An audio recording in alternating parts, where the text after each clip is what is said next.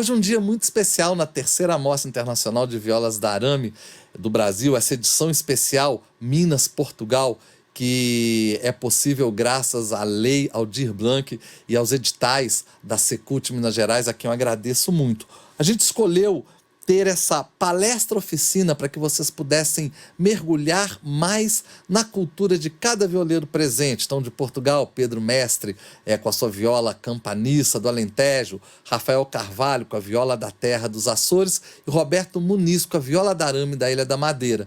E aqui de Minas Gerais, eu, Chico Lobo, Wilson Dias, Fernando Sodré e Rodrigo Delage. Espero que vocês gostem.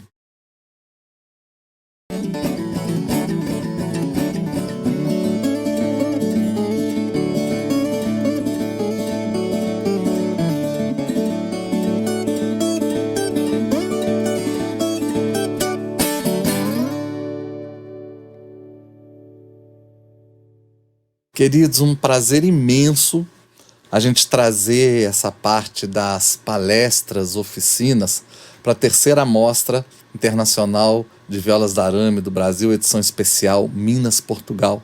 Essa mostra ela só pôde acontecer graças à Lei Aldir Blanc, e eu quero agradecer muito a Secult Minas Gerais pelos editais maravilhosos, e esses editais que possibilitaram a gente realizar essa mostra, juntando Portugal e Brasil. Então a gente recebe vários convidados, violeiros fantásticos de Portugal, Pedro Mestre, do Alentejo, da Ilha da Madeira, Roberto Muniz, dos Açores, Rafael Carvalho, aqui de Minas Gerais, Wilson Dias, Rodrigo Delage e Fernando Sodré. Cada um vai falar um pouco sobre um tema. Evidentemente, os violeiros portugueses vão abordar suas violas, e os nossos violeiros mineiros, cada um falando de um tema. E a minha parte, eu queria contextualizar para vocês por que a Mostra Internacional. Tudo inicia com 2006, eu indo a primeira vez a Portugal, realizar shows na cidade de Serpa, e eu conheço, então, num serão em Évora, Pedro Mestre. Pedro Mestre, para mim, já era uma referência da viola Campaniça, a viola do Alentejo, tocada no Alentejo. Eu havia lido um livro, Viola Campaniça, um outro Alentejo, e o jornalista João Matias proporcionou o nosso encontro. Nos encontramos, a gente conversou mais de 3 horas, um interessado na cultura do outro, na viola do outro. No dia seguinte, eu realizaria um show em Serpa, convidei Pedro Mestre, ele apareceu com a sua viola Campaniça. E ali, pela primeira vez, na aldeia de Serpa, nas muralhas do Castelo Nora, a viola caipira se junta à viola Campaniça. É como se a mãe reencontrasse a filha, porque as nossas violas descendem das violas portuguesas. E ali começa uma amizade, e já 3 meses depois eu trazia Pedro para o Brasil, para vários shows comigo, e no ano seguinte Portugal se interessou pelo nosso encontro. Já não era mais o Chico Lobo sozinho ou o Pedro Mestre, o nosso encontro. Aí uma amizade que se fortificou e gerou o CD Encontro de Violas, o primeiro registro no mundo do encontro da viola brasileira com a viola portuguesa. Depois gerou o DVD de Minas ao Alentejo, realizado pela Cine Viola, com o show nosso e também a parte documentário em Portugal, da relação do Pedro Mestre com a sua viola Campaniça e as planícies do Alentejo, e eu, a relação da minha viola caipira com os sertões de Minas Gerais. Em 2009, então, como fruto desse nosso encontro, Pedro Mestre cria o Encontro de Violas da Arame. Um encontro que junta, então, a viola campaniça, a viola braguesa, a viola dos Açores, a viola da Madeira, a viola beru, as diversas violas da Arame de Portugal, que em cada região tem um nome. E inicia-se, então, uma nova etapa. As violas em Portugal começam a se recuperar, a serem valorizadas, a não correrem mais o risco de virarem peça de museu, e todo ano Pedro Mestre vindo ao Brasil. Hoje a gente já está indo para a 10ª edição das Violas da Arame em Portugal. Depois teve a edição nos Açores. Em 2019, a edição na Ilha da Madeira. Cada violeiro que participava desse encontro saía extremamente estimulado em buscar também a valorização da sua viola, da sua cultura. Isso gerou vários movimentos. Rafael Carvalho, por exemplo, nos Açores, cria o Violas do Atlântico, que eu tive já a possibilidade de participar por 2 edições, valorizando a viola da terra no contato com as outras violas. Na Madeira, mesma coisa, a movimentação em 2019, a Associação Charabanda, na qual o grande violeiro Roberto Muniz pertence, leva o encontro de violas da arame para Madeira, e a gente aqui consegue, em 2015, 2016, trazer as mostras para Belo Horizonte, trazendo 4 violeiros de Portugal em cada edição para se relacionarem com os violeiros locais, os violeiros aqui de Minas, vieram violeiros de fora do estado, foram 2 mostras maravilhosas. E depois não aconteceu mais, e o ano passado, devido à pandemia, foi cancelado o evento em Portugal. E aí então a gente chega com a Mostra Internacional de Violas da Arame, 3ª edição, essa edição online, fortalecendo cada vez mais esse propósito que a gente tem de valorização das nossas violas, da partilha de culturas, provando que as culturas não precisam uma sobrepor a outra, mas elas dialogarem, porque a gente tem muito da cultura portuguesa, e Portugal também se enxerga em muito que deixou aqui no Brasil, e depois que a gente reprocessando, ajuda Portugal também no seu avanço pelo gosto das violas. É um encontro muito importante para a humanidade, para que as novas gerações não se privem desse conhecimento, dessa cultura tão importante. Quiçá agora, 2021, a gente consiga realizar para o final do ano o encontro de violas da arame em Portugal, em São Martim das Amoreiras. Está tudo marcado, vamos ver os encaminhamentos da pandemia, o que acontece. Mas enquanto isso, é muito importante a gente trazer e levar para vocês ter conseguido aprovar essa 3ª mostra online, onde teve a abertura oficial na prosa, com a presença de todos os artistas, os shows, cada espetáculo, cada artista trazendo um pedacinho da sua cultura, e essa parte das palestras e oficinas. Então aproveitem esse conhecimento, esse amor ao instrumento, a essa cultura que nos une a todos. Viva a Mostra Internacional de Violas da Arame do Brasil, viva o Encontro de Violas da Arame em Portugal, viva a partilha de culturas pelas cordas de nossas violas. Um abraço a todos.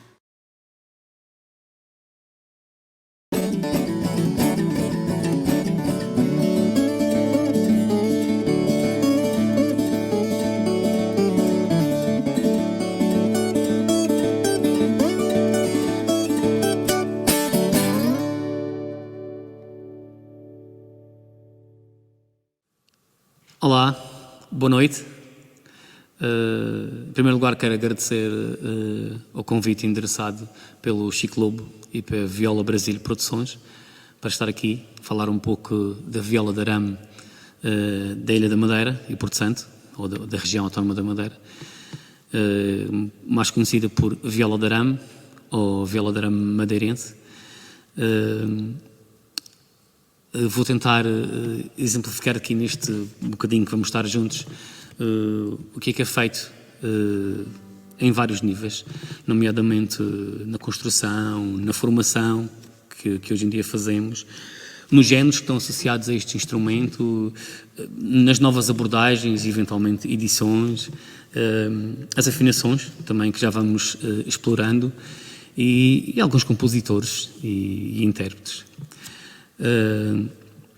Portanto, eu não vou falar de história, não me vou pôr aqui a falar de história da viola de arame, porque isso é um pouco complicado.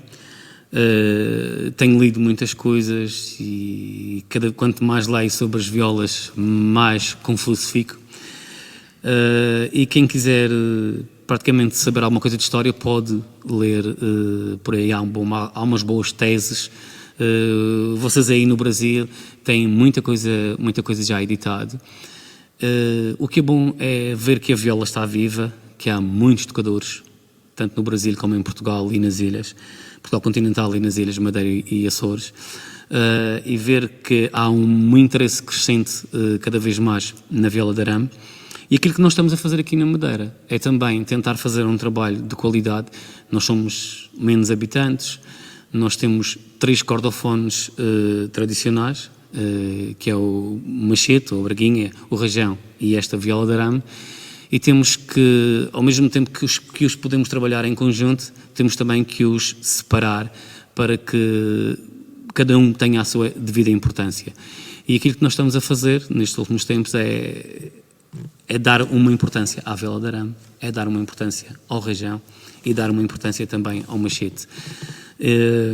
Hoje estamos a falar da viola de arame, e falar da viola de arame é falar de uma viola que evoluiu muito nestes últimos, pode-se dizer, 30, 40 anos, e graças também àquilo que o Xarabanda, no grupo que eu faço parte, a associação também, tem feito e fez ao longo dos CDs que gravou e das formas como foi trabalhando os instrumentos tradicionais, inclusive a viola de arame, dando sempre um papel cada vez mais protagonista.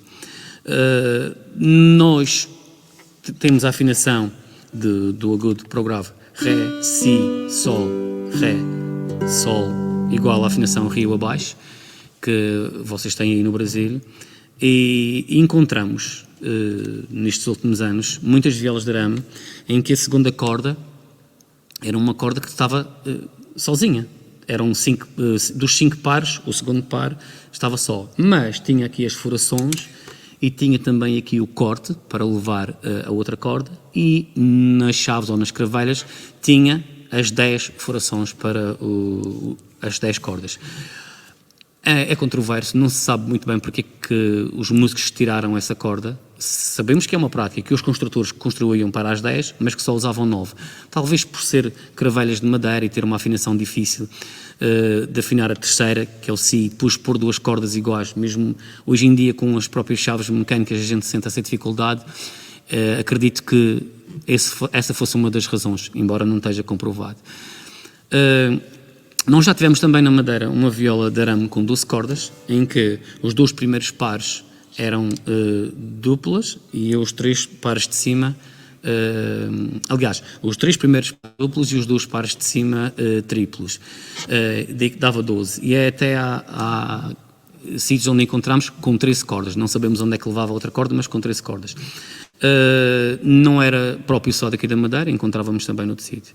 No entanto, a viola de arame vinha até o 10º trasto, algumas das mais antigas, em que a caixa harmónica ficava aqui, nesta parte.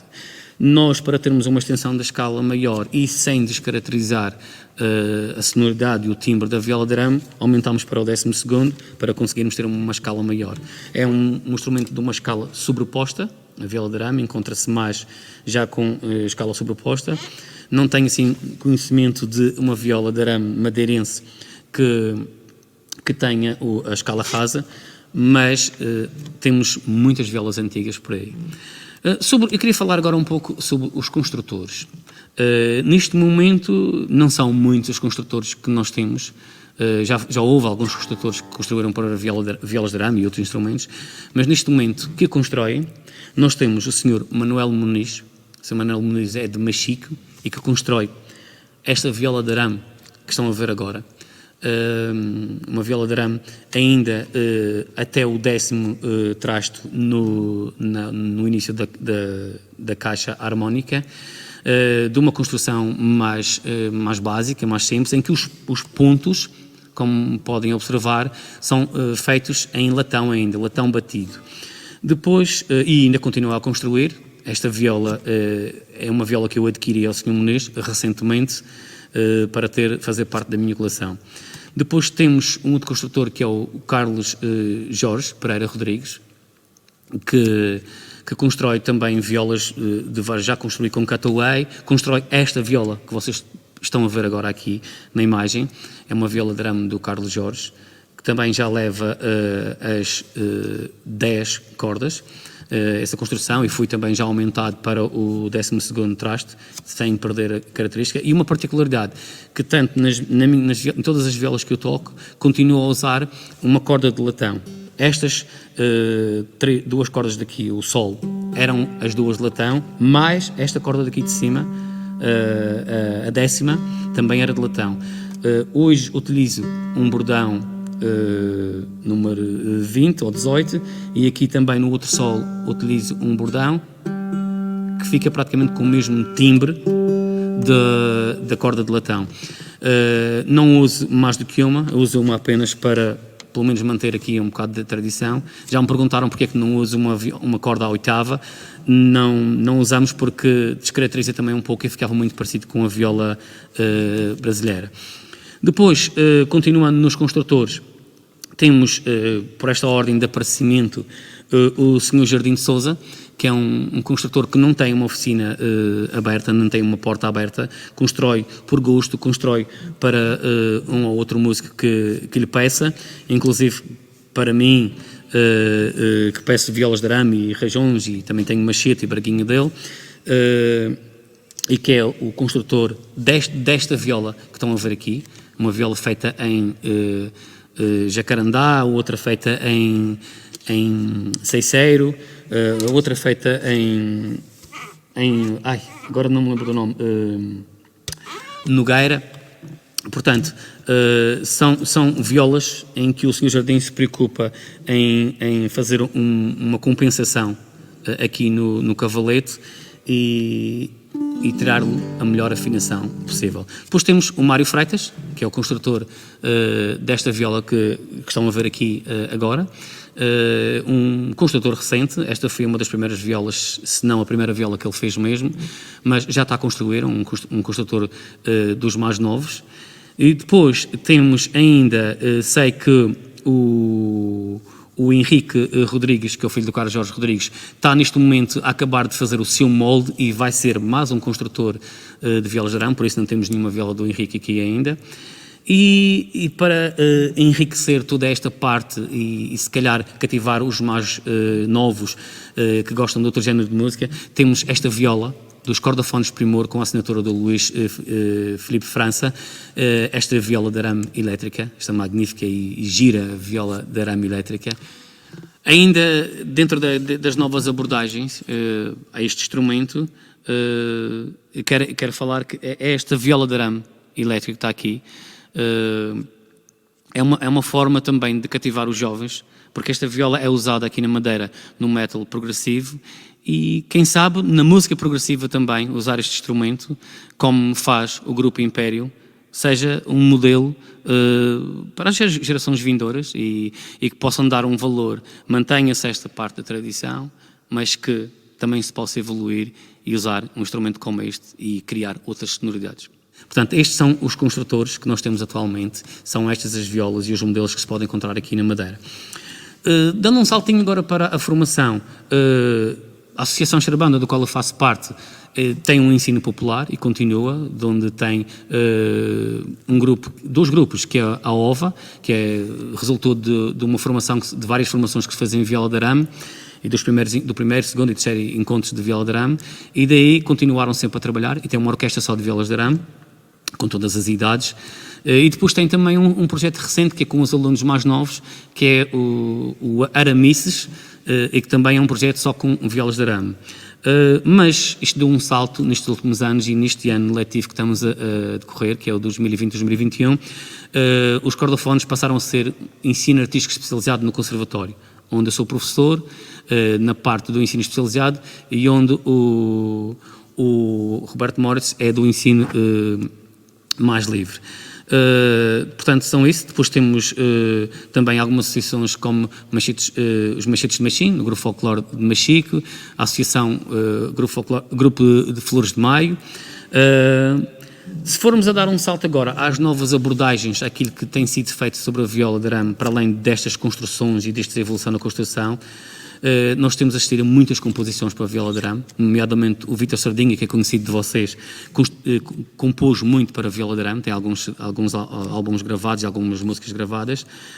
Tem aparecido muitas composições instrumentais, tem aparecido adaptações como aquelas que vocês poderão assistir no concerto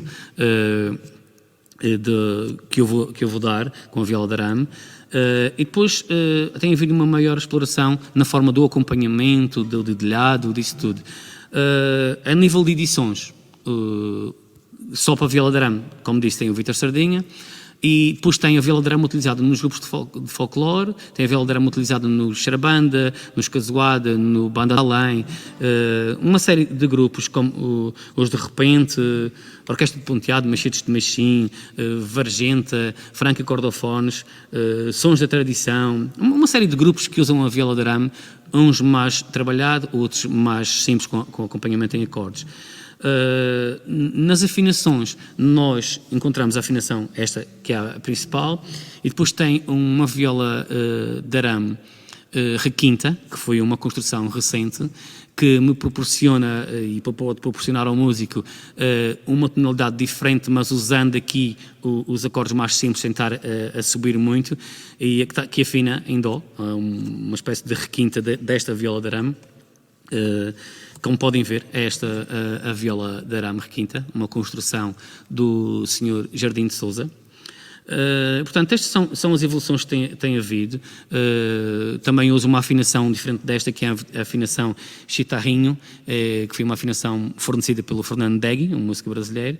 E depois temos também, não é uma viola de arame, mas é um rajão dobrado. Rajão dobrado, que é muito idêntico à viola machete que tem aí no Recôncavo da Bahia, nas vossas terras, no Brasil. Compositores, posso falar de Vítor Sardinha, Mário André, Manuel Rodrigues, Nuno Nicolau, Roberto Moritz, Roberto Muniz, Guilherme Órfão, Vítor Felipe, Pedro Gonçalves, André Santos, levando a viola de arame para o jazz, Renato Spindler e João Caldeira, que têm feito também recentes adaptações e composições. Portanto, é uma série de músicos e compositores que têm apostado forte na viola de arame. No entanto, se formos a contar, quase que se conta pelos dedos o número de praticantes que fazem parte de um grupo só de violas de arame, que é a OVA e a Orameces, são cerca de entre 20 a 25 músicos, aqueles que se aplicam mais afincadamente neste instrumento. Eu gostava de falar um pouco também dos géneros, os géneros musicais, em que a viola esteve sempre associada. A viola está associada a um género musical que é o charamba, em que não havia charamba se não houvesse uma viola de arame, embora se possa fazer com o acompanhamento de um rajão ou de um braguinha. E gostava de exemplificar um pequeno charamba aqui.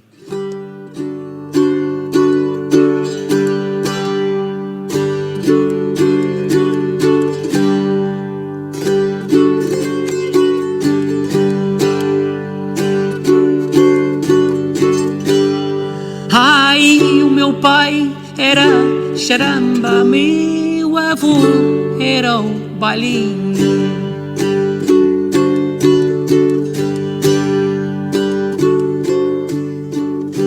Eu também já vou cantando, amigo, já vou no mesmo caminho.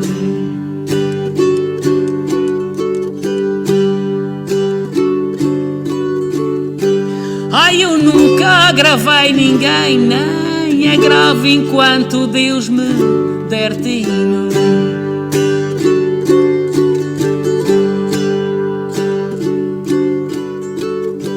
E da Madeira para o Brasil, amigos, um charamba com muito carinho.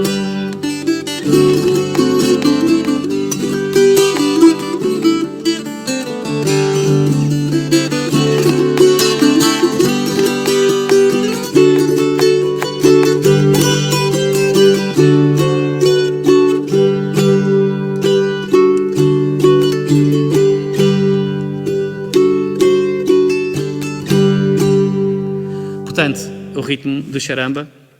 Depois há ainda o ritmo do bailinho, em que a viola também está presente muitas vezes. Vou-vos exemplificar um pouco o ritmo do bailinho.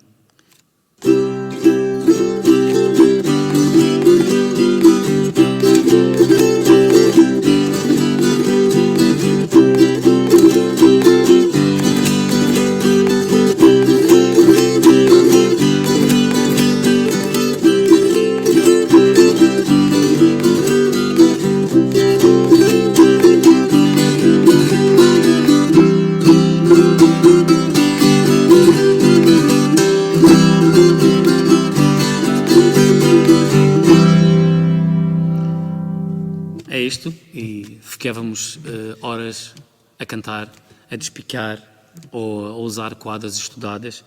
Portanto, associado ainda a este instrumento ao baile da meia volta, que podem assistir no show,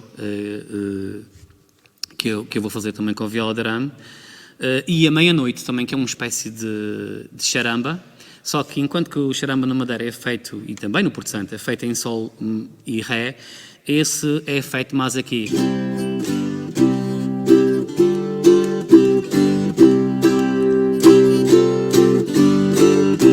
É em dó e chamam-lhe meia-noite no Porto Santo.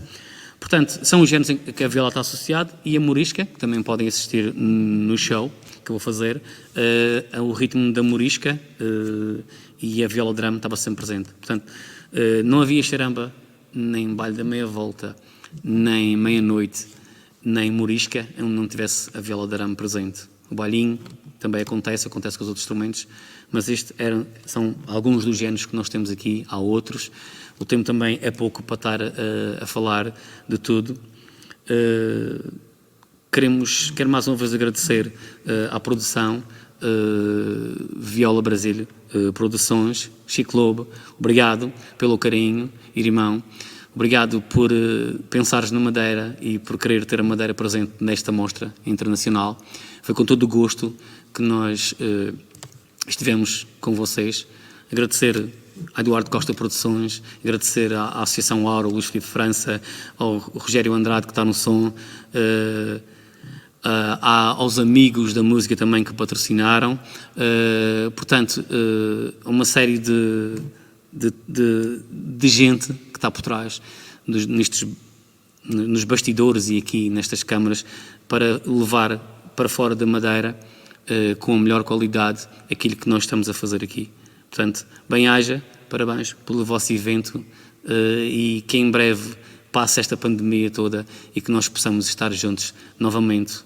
Se não for no Brasil, que seja no Alentejo, que seja nos Açores, irá ser aqui na Madeira, certamente. Estamos a preparar para um próximo encontro, para mais um encontro lusófono das violas de arame. Até sempre e obrigado mais uma vez.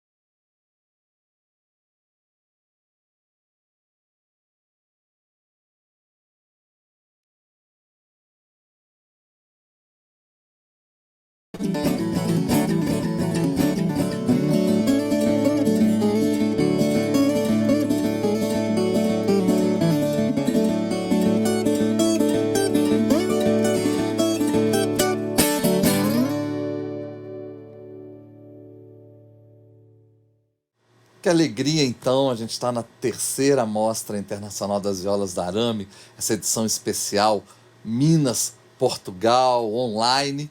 E hoje é o dia que nós vamos fazer, eu não gosto nem de falar palestras, oficinas, esse bate-papo fantástico.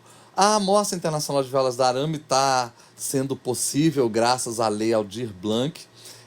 Quero agradecer muito a Secult Minas Gerais pelos editais maravilhosos e para nós é uma alegria muito grande. E hoje a gente vai receber um violeiro que para mim é muito especial.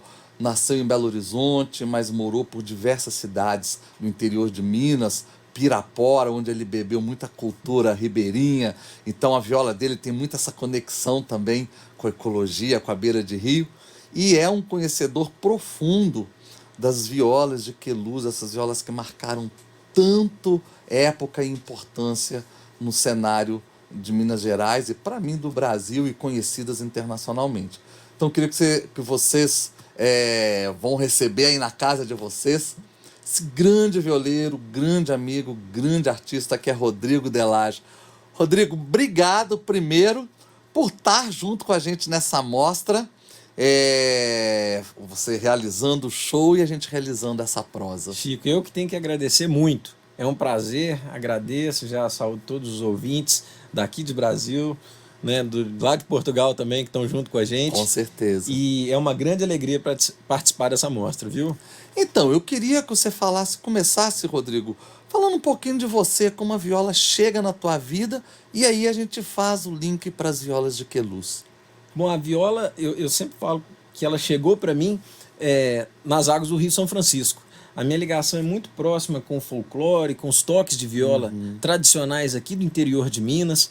Foram a minha escola de aprendizado, de observar, de participar e de vivenciar isso. Eu morei em Pirapora, às margens do Rio São Francisco, e lá eu tive contato com esse folclore muito latente e muito peculiar que a gente tem aqui em Minas Gerais, e que a viola é porta-voz desses toques de viola que estão muito ligados, né, Chico, ao meio, ao sertanejo, às crenças, né, à natureza que está em volta, aos pássaros, ao rio, aos causos que que estão ali em volta do ambiente, que é parte do próprio homem sertanejo, né? Quer dizer, na verdade, então, você bebe da fonte de uma viola que na verdade, ela fala da vida do cotidiano desse sertanejo, desse ribeirinho, né? É isso que me inspira, Chico, que me inspirou, né? Me encantou. Eu acho que a viola tem muito disso, de encantamento, né? A gente... o instrumento passa a ser uma parte da gente mesmo, né? Da nossa expressão, do nosso jeito de viver, né? De encarar o mundo, dos valores, dos princípios que a gente adota para a nossa vida. E isso veio junto com a viola, né? Nesse aprendizado com o folclore vivo ali que eu vivenciei quando criança. E depois, assim, você foi um violeiro que sempre primou muito pela estética, pela beleza, tanto dos encartes, dos CDs, das capas que você tem produzido, quanto da parte musical. Isso é muito importante para a gente valorizar essa música feita na viola, né, Rodrigo? Eu sempre tive essa preocupação, Chico, de contextualizar, né, de fazer daquele disco não só um disco, mas um álbum, né, que tem ali a história de cada música, as fotos, registrar as violas antigas, que eu sempre gravo, né, nos discos, pelo menos uma música com uma viola antiga, e contar a história que está em volta, né, que eu acho que isso está muito próximo. Eu não consigo separar muito a minha música da história, né, do ambiente, né, em que ela é mais forte. Então, como você falou das violas antigas, você aí de casa se prepara para você ver que beleza de viola. Rodrigo é um cara que sempre quis conhecer muito sobre as violas de Queluz, que são as violas construídas, a antiga Queluz de Minas Lafayette. Então, Rodrigo, eu queria hoje, né, nessa prosa que a gente está fazendo, essa palestra-oficina, você vai nos ajudar a mergulhar no universo das violas de Queluz, e você trouxe um exemplar maravilhoso, né? Então vamos começar a falar das violas de Queluz? Vamos, eu trouxe, e eu aproveitei essa oportunidade que a gente está dialogando diretamente com Portugal, a nossa origem da viola, para poder mostrar um pouco da nossa viola antiga também, né? As violas de Queluz foram as primeiras violas a serem fabricadas em Minas Gerais, né? Geralmente já há registros de construção por volta de 1850, já havia a primeira geração, que a gente chama de primeira geração de construtores. Eu trouxe aqui essa violinha, é uma violinha Meireles, feita pela família Meireles. Ela é uma viola muito antiga, Chico, provavelmente do início do século XX, né? 1900 e alguma coisa, né? Entre 1900, 1910, 1920 no máximo. E ela é da família Meireles, que é a segunda geração de construtores, né, das violas de Queluz. A gente tem também a família Salgado, José de Souza Salgado, que era um grande construtor, e elas encantam pelo cuidado estético, artístico e a sonoridade, que encantou tanto, né, os violeiros e os músicos aqui de Minas, e que fez parte da nossa história como povo e como música de viola, né, Chico? Então elas são sempre marcadas por essa machetaria, que cada padrão cada viola tem um padrão de machetaria diferente, eles nunca repetiam, né? Às vezes tinham os padrões, mas nunca é idêntico de um instrumento para o outro. E o cavalete de bigode, que são essas perninhas aqui, muito bem traçadas e muito refinadas, e a parte das escalas, da escala ela é adornada com esses ossinhos aqui, que são feitos de canela de boi, e também não guardavam relação, além de pontear aqui como uma marca para o violeiro também de referência, mas eles tinham função mesmo de adorno, porque eles variavam muito de uma casa para outra. Os 2 trastos, né, aqui incrustados no próprio tampo, e o cravelhal com cravelha de madeira, geralmente com 12. Né? É uma viola que ela era encordoada em 5 ordens, mais 12 cordas. Eram 3, 3, 2, 2, 2. Que fantástico. Então, né, os nossos, né, violeiros e os estudiosos, inclusive de Portugal, podem traçar uma referência, né, de qual é o tipo de viola lá em Portugal que guarda a maior relação com a nossa viola de Queluz. Né? Porque a nossa influência barroca nesse tipo de viola aqui, eu acho que abrasileirou ela um pouco. Né? Tem alguns exemplares das violas, do Salgado, dos Meireles também, e que elas são praticamente o tampo todo machetado. E essa viola aqui, no nosso show, eu vou fazer uma música com ela, uma música inédita, e ela me inspirou muito. É uma viola que, né, passou pelo Max Rosa, que me, né, presenteou com essa relíquia. Que é um outro também grande pesquisador sobre as violas de Queluz. Estudioso, parceiro, né, musical meu também, e que me encantou essas marcas que ela tem no tampo, que são marcas de muito uso, sabe, Chico? É uma viola que foi muito tocada, né? Então a gente fica pensando o quanto de história que tem aqui, né? Quantos violeiros tocaram essa viola, né? Em noites né, às vezes na beira de fogueira, às vezes noites de solidão, de tristeza, de alegria, de festejo, né? E o fato dela ser muito tocada, a gente pode supor que é porque a afinação dela para essas violas antigas, violas de cravela de pau, fosse uma afinação bacana, boa? Exatamente, Chico. A gente fez a restauração dela com o Virgílio, Arthur de Lima, aqui de Sabará, e ele notou essa questão, que a divisão de escala dela era muito precisa com relação à divisão dos trastes, gerando possivelmente era uma viola que afinava muito bem. Então isso, né, gerou esse apreço com os violeiros que ela, né, pelos quais ela passou, para que todos tocavam muito essa viola, porque senão ela não estaria com esse tampo tão marcado. Eu costumo dizer, Chico, eu comparo isso aqui com rugas, né? Uma ruga de uma velha senhora aqui que já... As experiências da vida. Tem muita história, né? E isso daqui são as marcas mesmo de uso e de história mesmo desse instrumento tão importante. Agora, Rodrigo, você, na sua apresentação artística para a mostra, tem um número com a viola. Não guarda ela não. Tem um número com a viola de Queluz. Então, é lógico que o pessoal vai ficar curioso, vai correr lá na nossa página, onde estão disponibilizados, para poder assistir. Mas faz um toquezinho pra gente, mesmo que seja difícil pegar aqui no microfone. Vou fazer só pra vocês vira um pouquinho pra cá que a gente... Isso, que aí facilita. Um pouquinho da sonoridade dela.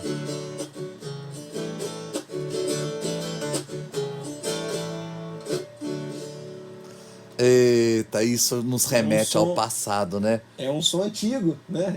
Eu digo que ela é uma viola antiga e o som é compatível com a época dela, né? A gente sente essa rouquidão na voz dessa viola, né? Rodrigo, olha, eu acho de uma grande importância você poder ter falado da viola de Queluz, feito esse paralelo com Portugal, porque a nossa mostra é Brasil-Portugal. Eu achei isso muito importante, Chico. Né? Fiz questão de ressaltar isso do nosso apreço pela história que veio de Portugal e que aqui é o nosso início, né? O início aqui em Minas da nossa querida viola. Né? E depois gerou também, influenciou muito a outros construtores que ficaram até conhecidos, né? A gente pode dizer que Zé Coco bebeu da fonte da viola de Queluz? Muito, né, Chico? Inclusive a gente fala que a viola de Queluz, ela foi para lugares, né, diversos de Minas e do Brasil. E ela fez uma escola de construção.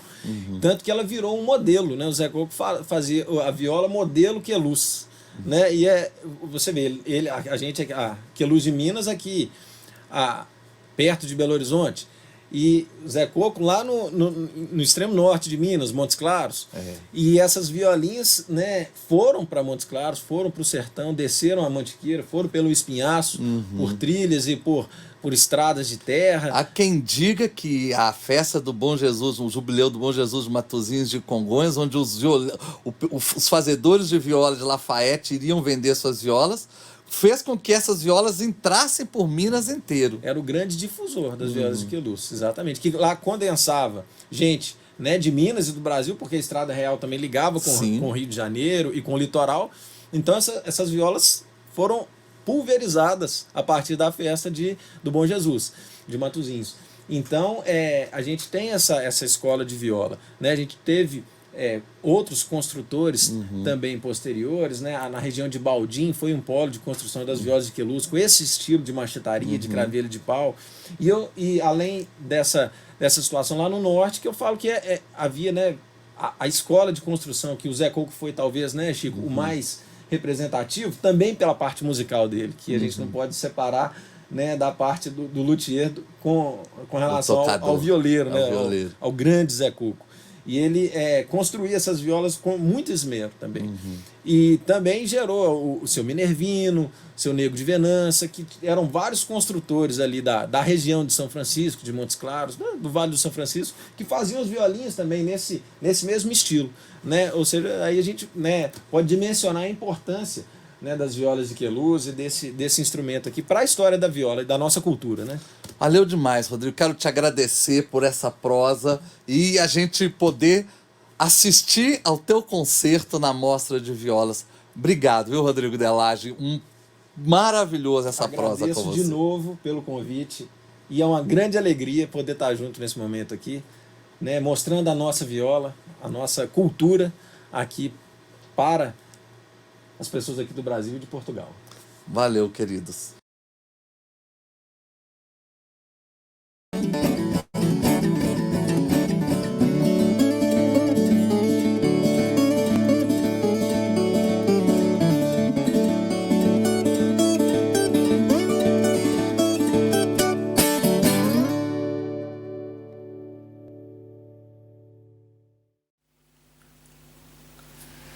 Olá a todos, sou Rafael Carvalho e estou aqui a participar com a Viola da Terra dos Açores nestas oficinas sobre a nossa viola de arame, na terceira Mostra Internacional de Violas de Arame, a convite da Viola Brasil Produções e do grande amigo violeiro Chico Lobo, que já esteve cá nos Açores por 3 vezes, com a sua bonita viola caipira e com a sua contagiante energia, com a grande tradição brasileira daquilo que é a nossa viola. Para falar um pouco sobre a viola da terra, portanto, esta é uma viola que pertence a uma família de várias violas de arame portuguesas e que também depois, por via da imigração, aparece depois em outros países do mundo, e é uma viola que ficou mais conhecida por viola da terra, é o nome mais comum conhecido nos Açores. Viola da terra também é quem chama de viola de 2 corações, por causa dos 6 bonitos 2 corações, e também é quem chama de viola regional. É uma viola que tem 12 cordas, mas tem a particularidade de ter 12 cordas dispostas apenas em 5 ordens, ou seja, as primeiras 3 ordens são duplas e as 2 ordens mais graves são triplas, depois fazendo assim 12 cordas. É uma viola que está nas nossas 9 ilhas dos Açores. No caso da Ilha Terceira ainda temos uma particularidade. É uma viola que na Ilha Terceira tem mais uma ordem, que chamam de viola terceirense, viola regional terceirense, que é uma viola que tem 15 cordas, tendo 3 ordens duplas e 3 ordens triplas. Em relação nessa ilha, de facto, a viola de 12 é tocada por apenas um ou outro tocador já, sendo que a de 15 prevaleceu. Em relação à afinação, nós estamos a falar de um instrumento que afina também com afinações diferentes. Isso é uma riqueza tão grande.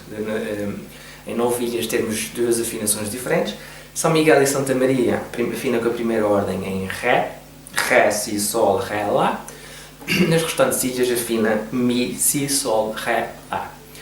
No caso da viola de 15 cordas da Ilha Terceira, ainda afina Mi, Si, Sol, Ré, Lá, Mi. Nesta ordem extra que eles têm, fazendo as 15, que é até a afinação que nós normalmente conhecemos do violão, só que o violão tem tudo ordens simples. Portanto, é uma riqueza grande e temos, de facto, destas afinações diferentes. Para além de afinações diferentes, ainda temos técnicas de execução diferentes. Das 3 técnicas tradicionais, das 3 técnicas mais conhecidas da execução das violas de arame. De facto, nos Açores, em ilhas diferentes, nós temos essas técnicas. Em São Miguel e Santa Maria, e também na Ilha das Flores, temos a técnica do polegar. Eu sou da Ilha de São Miguel, portanto, comecei a aprender viola com a técnica do polegar.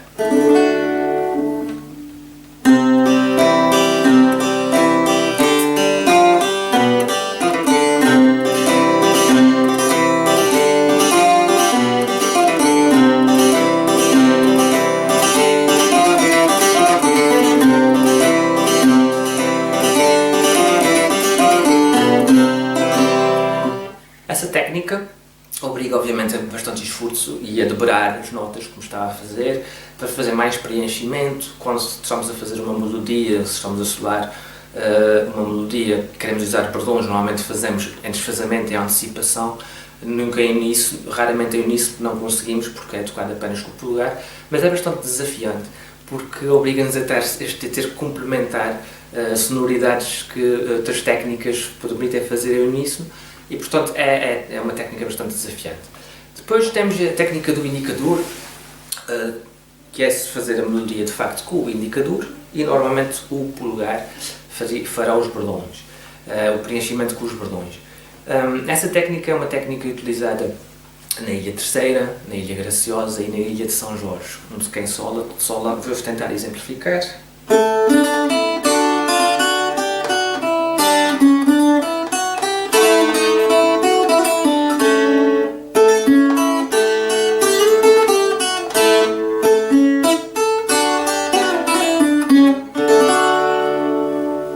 Portanto, é uma técnica muito rica, que eu fiz só uma pequena abordagem, porque não é a técnica que utilizo, portanto não tenho mesmo a capacidade técnica, a força no dedo, a destreza, no dedo indicador para fazê-lo, mas desafio que procurem.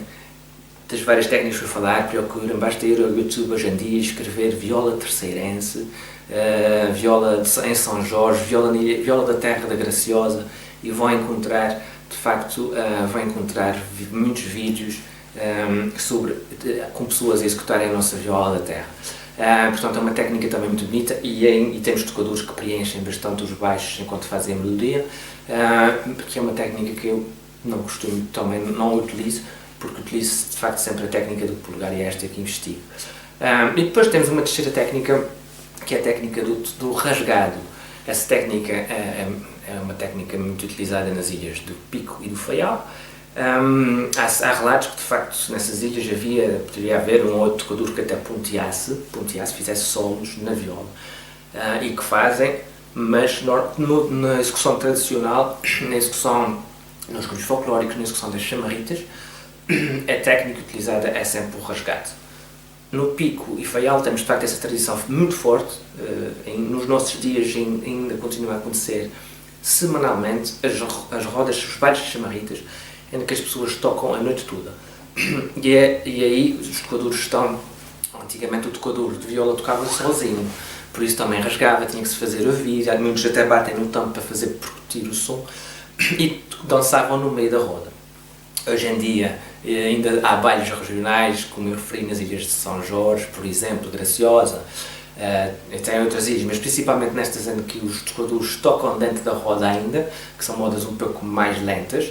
Mas na Ilha do Pico e Faial rasgava-se e o tocador dançava também dentro da roda, mandava, muitas vezes era o mandador do baile, era o próprio tocador, cantava, tocava, portanto, o tocador fazia tudo.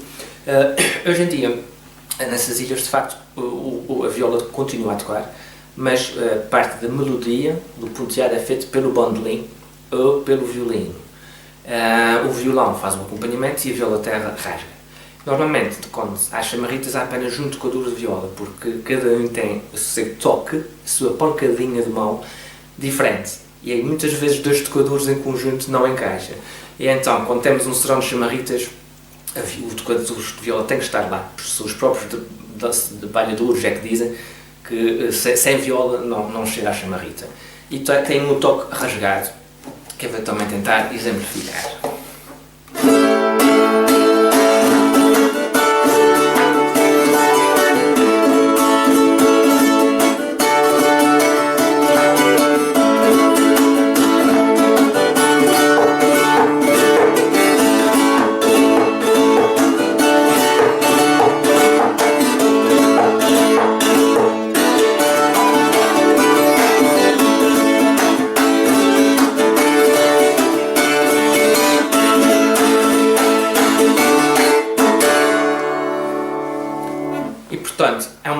música que também é extremamente desafiante e que tocam durante horas e horas. Já tive a oportunidade de participar em chamarites, sentado lá, tocar, juntamente com os tocadores, neste caso na Ilha do Pico, e de facto são horas em que vão dançando, depois entram outros, estão a bailar dos 6 aos 80 anos, estão bailando, os tocadores estão sentados e tudo pode durar 2, 3 horas, 4 horas, isso ainda hoje em dia acontece, e é de facto um fenómeno muito, muito interessante, muito bonito.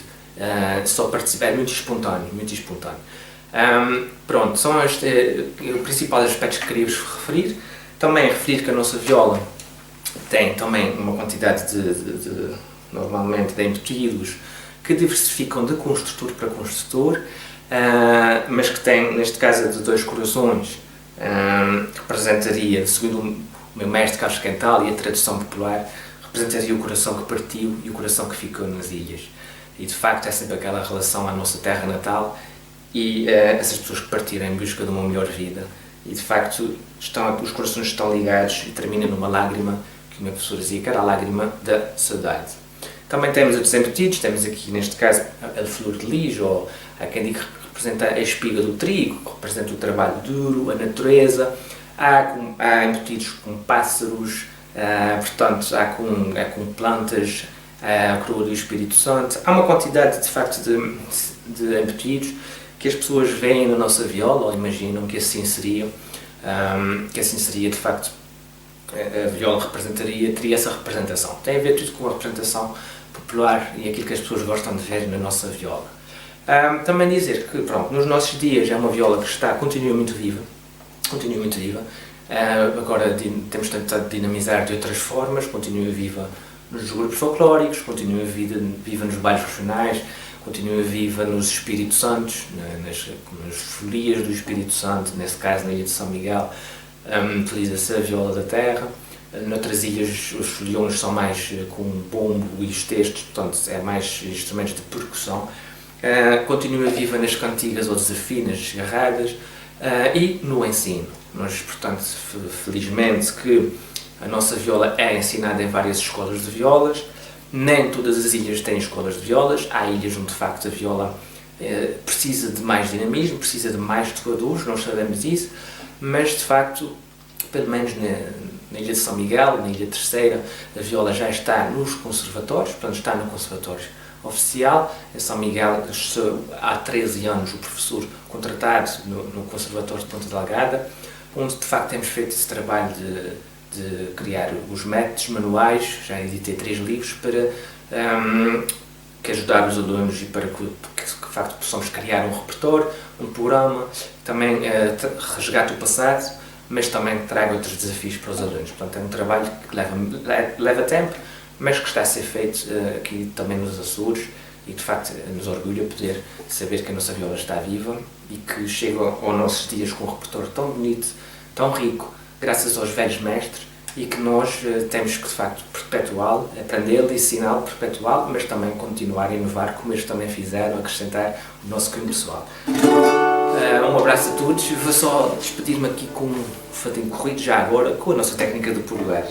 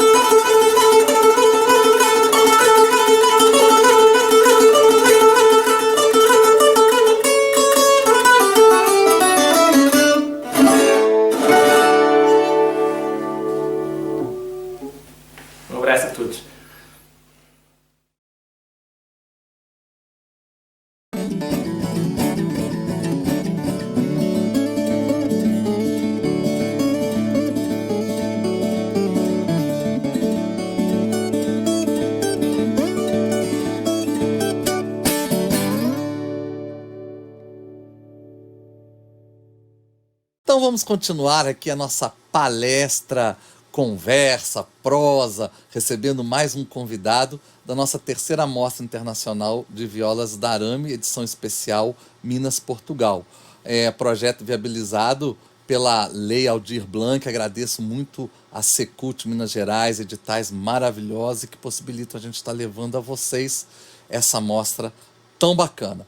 Convidado agora é um grande parceiro, grande artista, grande compositor, violeiro, já conheço há tanto tempo, tem as suas raízes profundas no solo da tradição, mas faz crescer a sua árvore musical e a tua música acaba sendo universal, uma música para voar o mundo todo.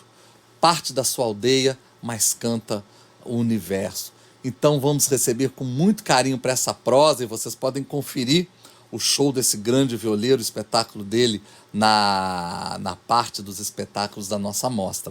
O Wilson Dias. Que prazer, querido, estar te recebendo aqui na terceira Mostra Internacional de Violas da Arame. Uma alegria muito grande, porque você traz essa sua viola fincada no pé da tradição, mas que se agiganta para dialogar com o mundo. Então, Chico, primeiro que eu acho que essa alegria ela é mútua, né? Assim, é um prazer imenso estar aqui com você. É meio que a extensão da nossa casa, né, meu irmão? Perfeito, dessa parceria, querido, dessa nossa caminhada. E como você está dizendo, né? Eu acho que a viola que a gente propõe é uma viola que você não encontra muito facilmente, né? Por aí, nas academias, né? Eu costumo dizer que a proposta do trabalho é dar voz a essas figuras que segurou esse instrumento por tanto tempo, pelos rincões brasileiros, né? Num tempo em que, de repente, a viola ficou quase que esquecida, né? Das grandes mídias e tal. Mas esses mestres empunhavam a sua viola e saía nos seus movimentos tradicionais de cada região, né? Como é comum do Brasil. E eu sou filho de uma figura que afinava a sua viola para poder acompanhar a sua companheira, que era minha mãe, claro, Dona Terezinha, para rezar as ladainhas, né? Os cânticos. Depois tinha aquela coisa das brincadeiras. Então. Eu venho daí. Pois eu já ia perguntar isso. Você já acabou emendando de forma muito bacana, porque você tem raízes muito fortes. Você vem dessa tradição que a viola era arraigada, que é do teu pai, da tua mãe, desses cantos de ladainha, depois das brincadeiras. E ali foi uma fonte que você bebeu muito, mas que depois você escondeu um pouco e recuperou com uma força tamanha. Conta um pouquinho esse processo para a gente, Dias. Então, Chico, na verdade, assim, a gente sai desse ambiente. Eu sou filho do norte mineiro, Vale do Jequitinhonha, da cidade lá de Olhos d'Água, né?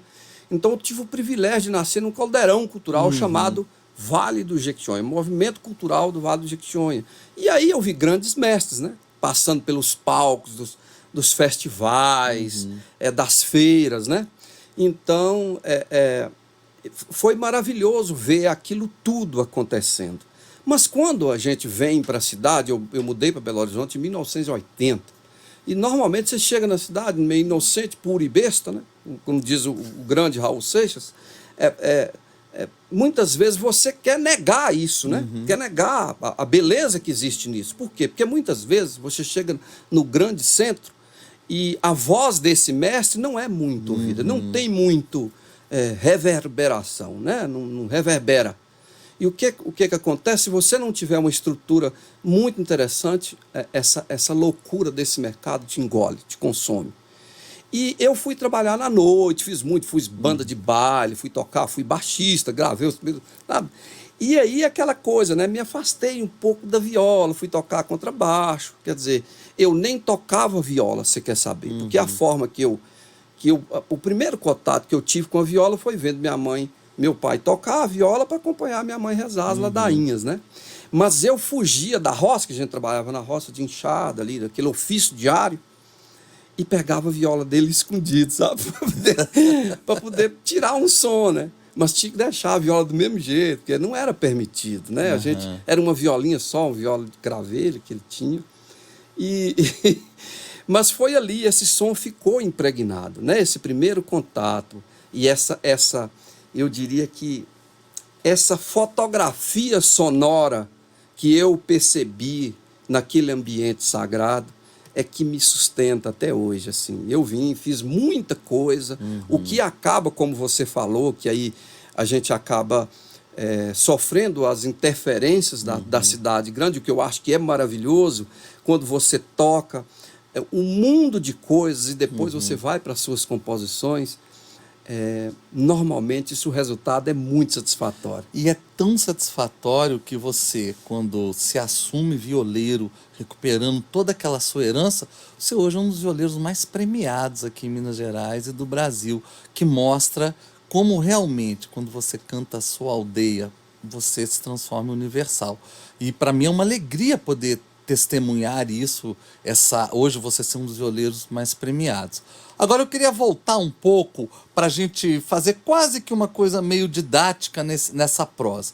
Você traz ritmos que são ancestrais, incrustados na viola, que você tem herança. Eu queria que você falasse um pouquinho deles, inclusive tem um que eu não consigo aprender a fazer, e eu vou te pedir para fazer para o telespectador. Quem sabe até os violeiros de Portugal vão querer aprender a fazer isso. Então vamos dar uma pincelada rapidinha sobre essa coisa da viola na cultura popular? É interessante, Chico, você falar disso. A gente vai ilustrar, porque eu fiz um batuque lá no show, né, e tal, e está bem, é uma característica nossa, mas é aquilo que você fala, a gente não aprende só vendo o mestre, né? Então, assim, meu pai tinha essa coisa quando terminava ali as folias, aquele ambiente sagrado e tal, e aí normalmente a gente ia pro terreiro, não tinha luz elétrica, morando no interior, e caçava galume, né?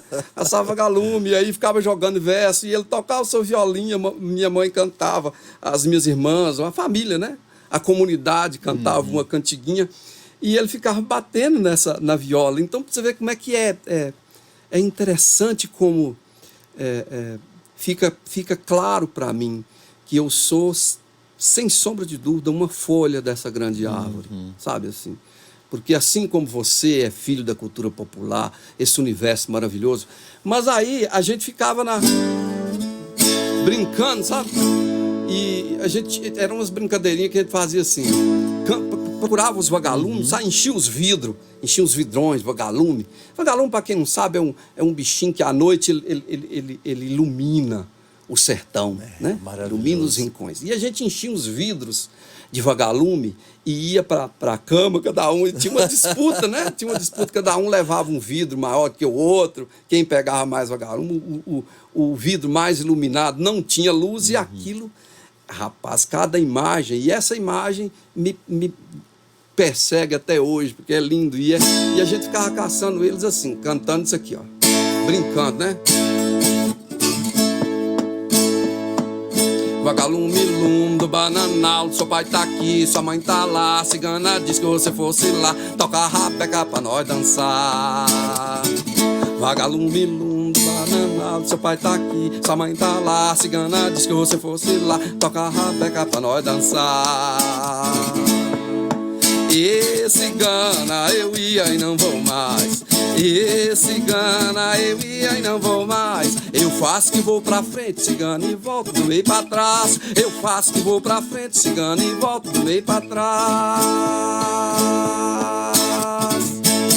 Era assim, era uma brincadeira muito gostosa, não? E aí todo mundo dançava, brincava.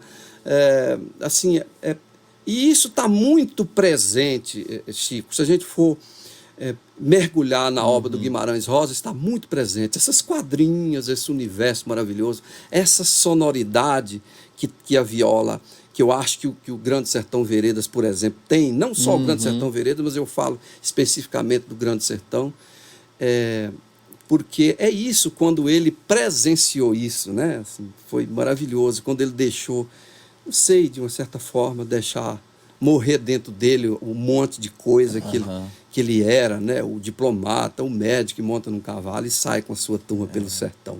Para descrever isso que a gente está fazendo aqui. Pois é, aí igual eu vou pedir um close, eu vou pedir que você vai fazer a dinâmica desse batido, gente, que não é fácil. Quando o Dias fala que é porque tá no sangue mesmo, é verdade. É verdade, tem toques ancestrais de violeiros, ou a gente vê e aprende com os mestres, ou não vai estar em escola nenhuma. Vamos fazer lentamente esse processo. Eu vou pedir um close nesse batido e nesse toque, é sensacional, que é usado muito para fazer os batuques. Né? Então vamos lá, Dias, agora é didático. Tem grandes campeões disso. O Pereira também é mestre nisso, né? Com da sua certeza. escola lá.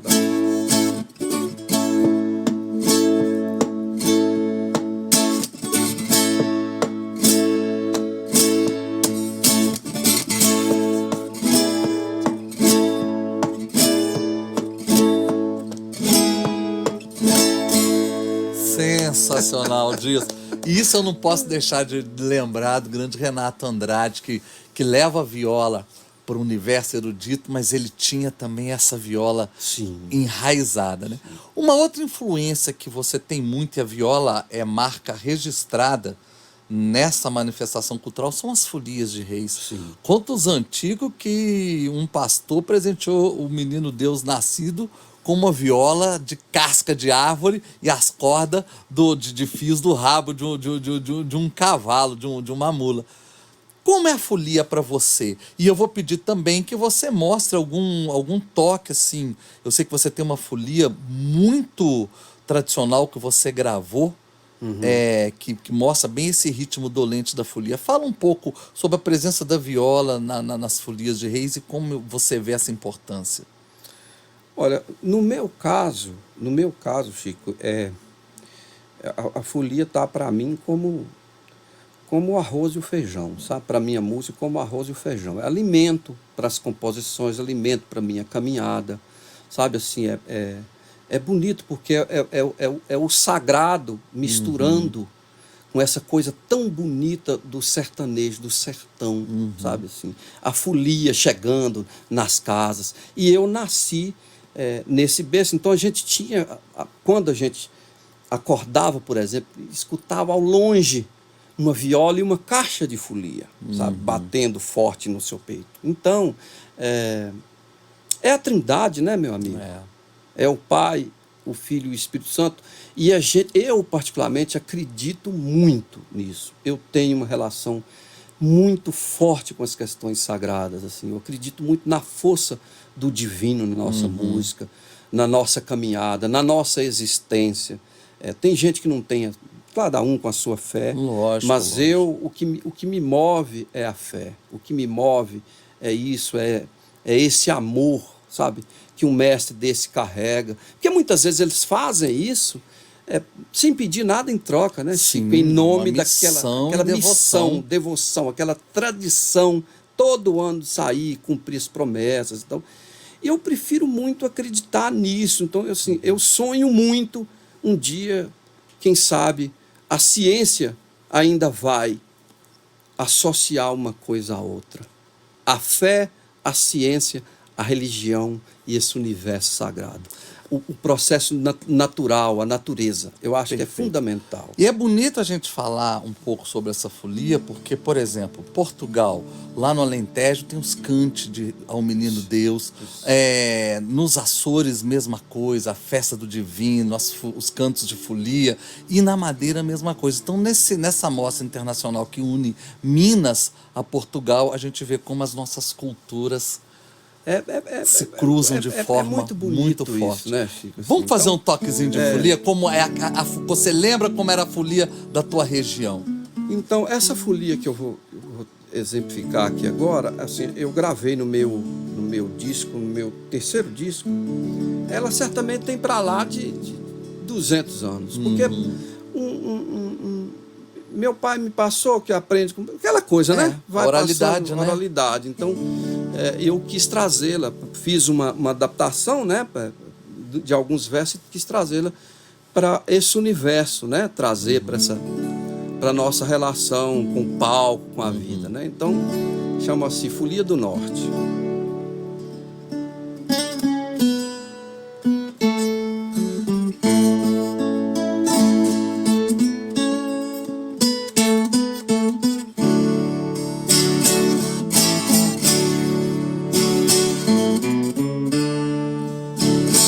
Bendito, louvado seja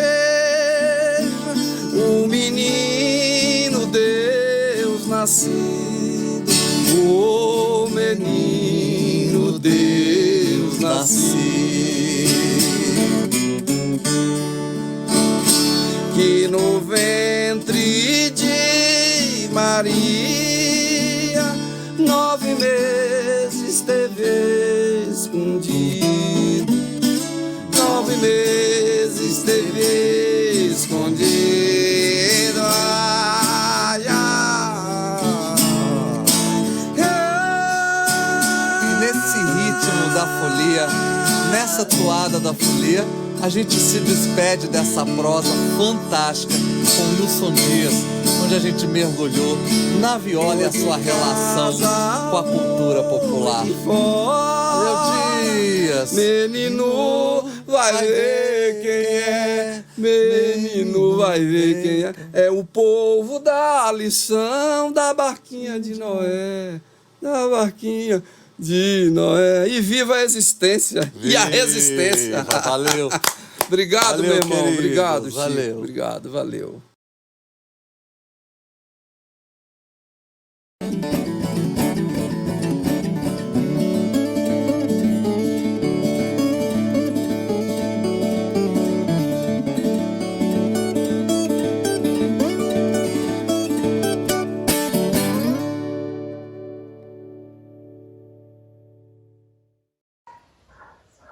Olá a todos, eu sou o Pedro Mestre, é uma satisfação poder estar nesta terceira Mostra Internacional de Violas de Arame do Brasil, nesta versão online.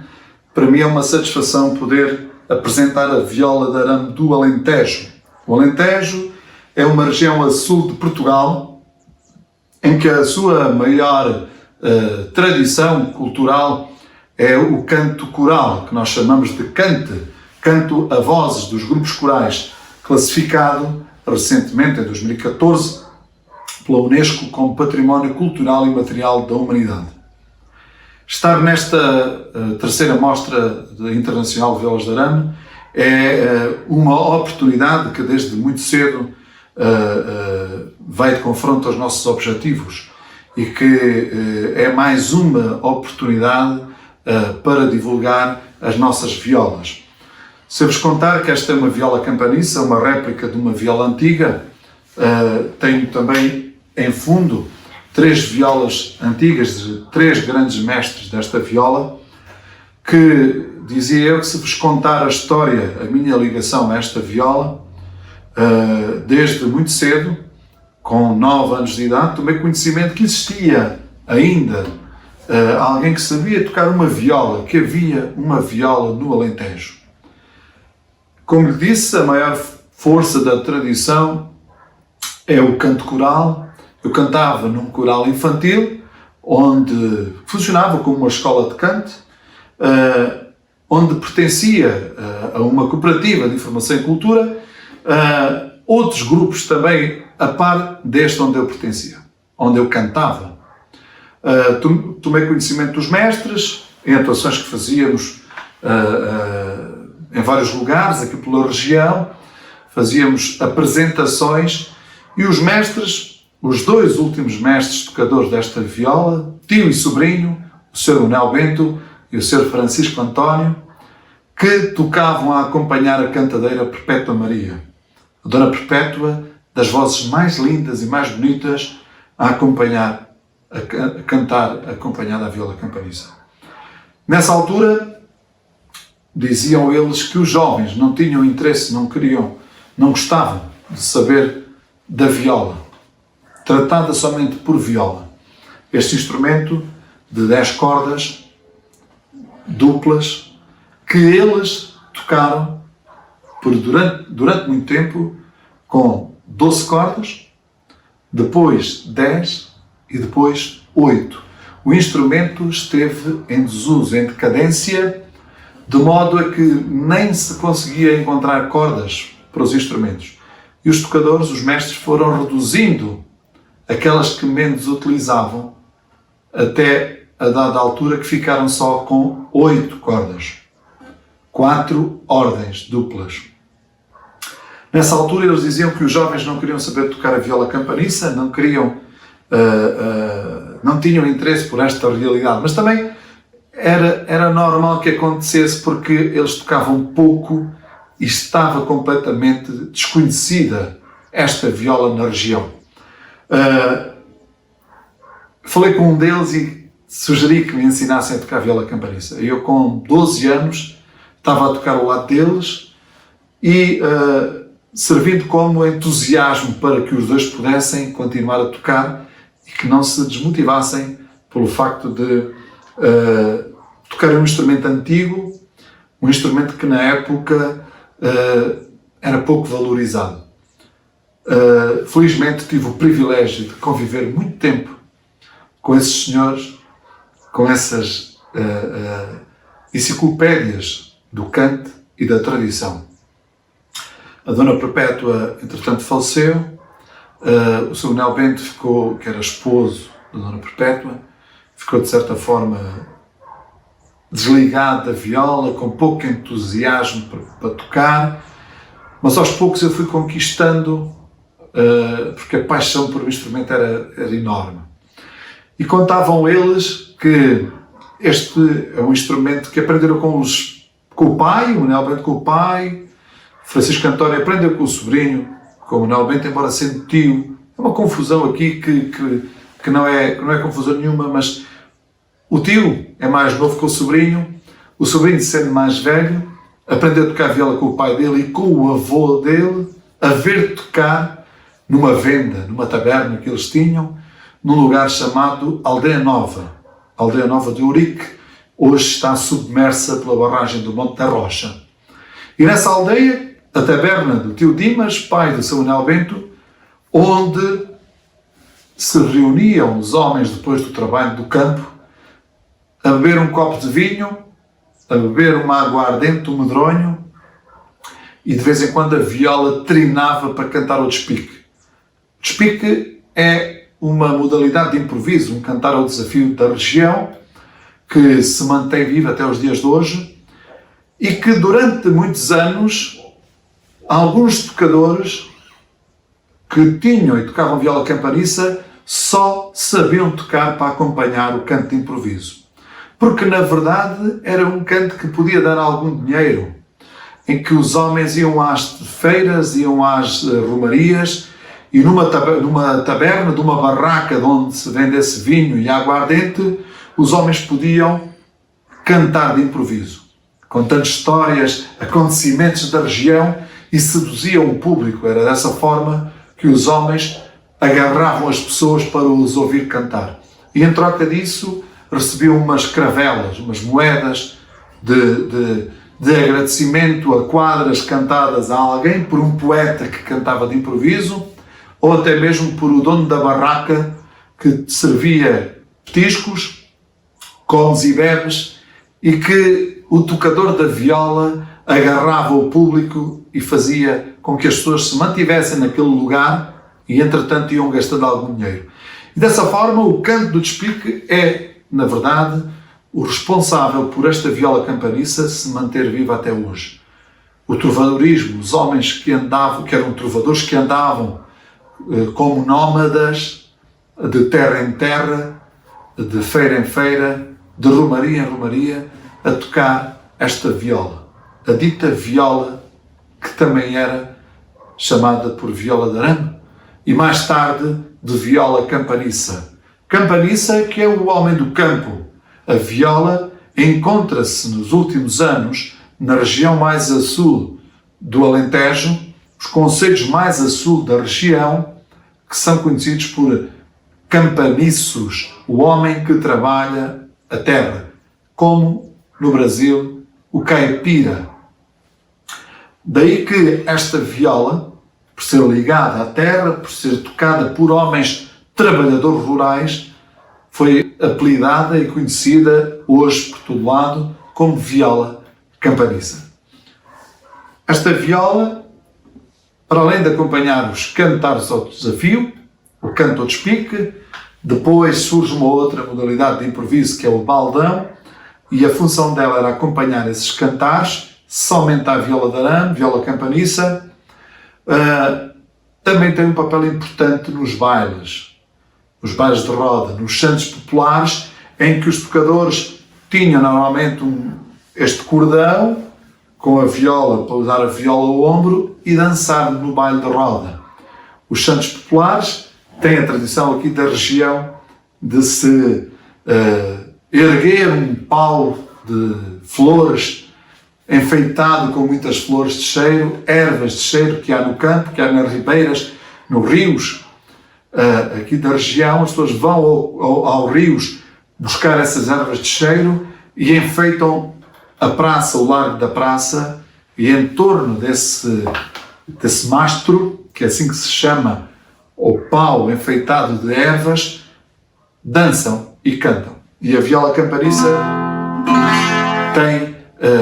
teve, porque na verdade esta realidade cultural hoje, muitas das tradições perderam-se. Por vezes acontece, mas é para manter a tradição, para recordar um momento ao outro, que ainda se fazem os mastros de promessa. Mastros de promessa é fazer uma festa deste tipo, enfeitar um largo, uma praça, com todas as flores e ervas de cheiro e convidar pessoas para ir ao baile, para ir à festa, porque é de promessa. Alguém fez uma promessa ao santo padroeiro da sua localidade, àquele que é devoto à sua tradição, e promete essa festa e esse mastro, e depois convidam-nos a nós, tocadores de viola, cantadores de improviso, cantadores de grupos corais e cantadeiras, e faz-se um baile à antiga.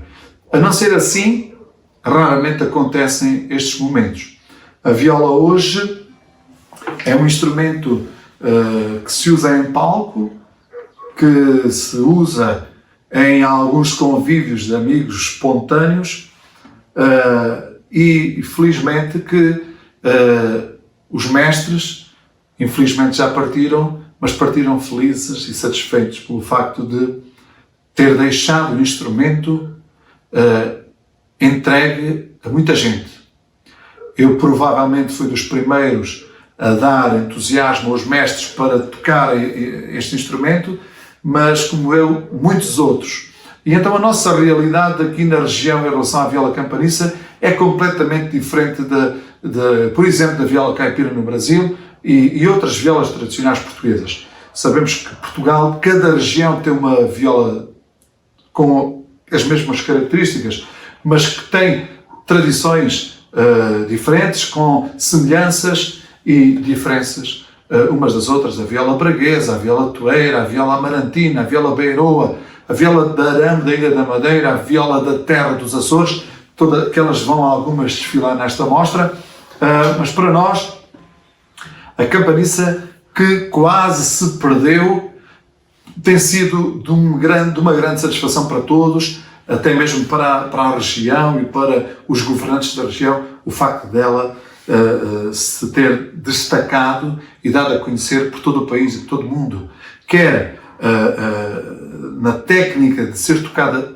da tradição, que nós, a partir do Centro de Valorização da Viola Campaniça e do Canto de Improviso, que foi uma escola que criámos em São Martim das Amoreiras, no concelho de Odmira, a partir desse Centro de Valorização, ensinamos, tratamos a tradição no que diz respeito a esta viola. A técnica que aprendemos com os mestres.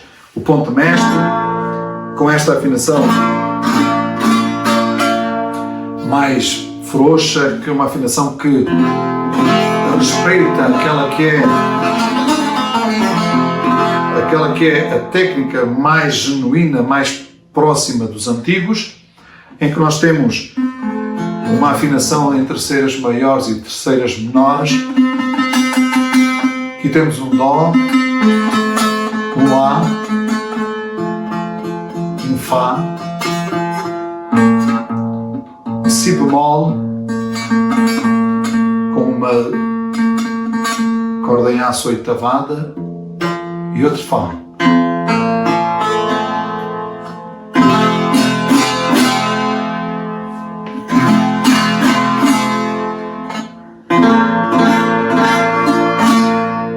Ela é dedilhada com o polegar em vai e vem, a técnica de alçapua.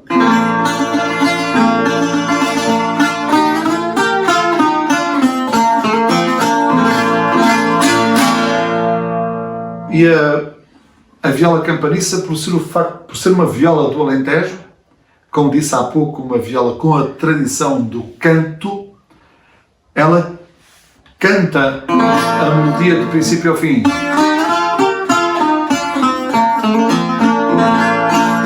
É um instrumento que canta a melodia, que faz a melodia. Eu costumo dizer que é uma voz que se junta às outras vozes. E ela, por vezes, faz frases que compõem as terceiras.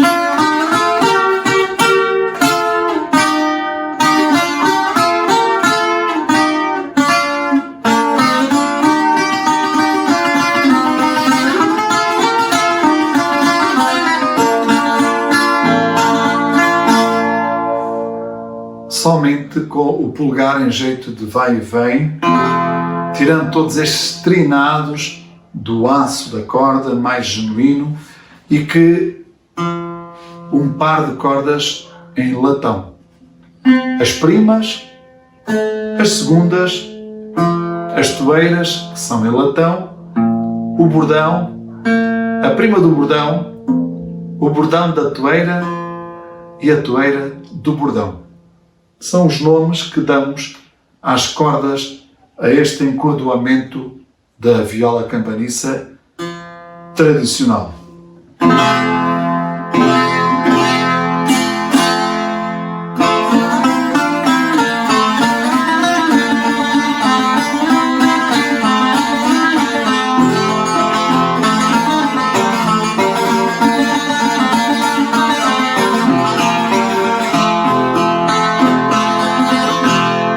E é assim que esta viola é dedilhada, de acordo com o que respeita a tradição. Hoje é claro que o instrumento evoluiu no país, na região, e cada um explora o instrumento à sua maneira, fazendo dedilhados, embora...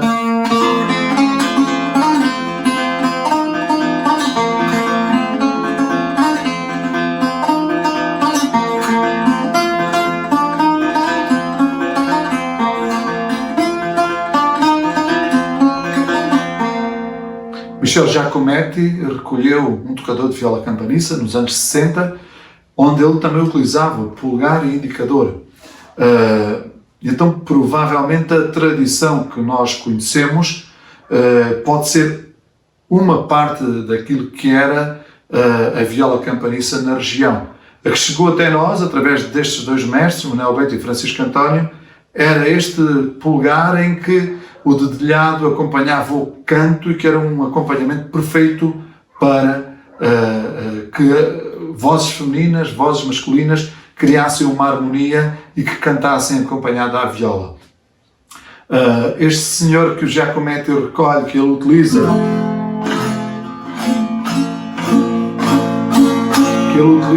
o indicador e o polegar, mostra-nos uma outra forma de a tocar. Mas eu acredito que a campaniça, como qualquer uma outra viola, ela é dedilhada de acordo com a capacidade e o conhecimento do tocador, do músico. Nós chamamos tocador a quem toca e violeiro a quem constrói a viola. Então, a viola campaniça do Alentejo, nesta terceira mostra internacional. Espero que tenha sido do vosso agrado esta minha explicação da história da viola campaniça e deste instrumento, esta viola de arame do Alentejo. Um abraço a todos e muito obrigado.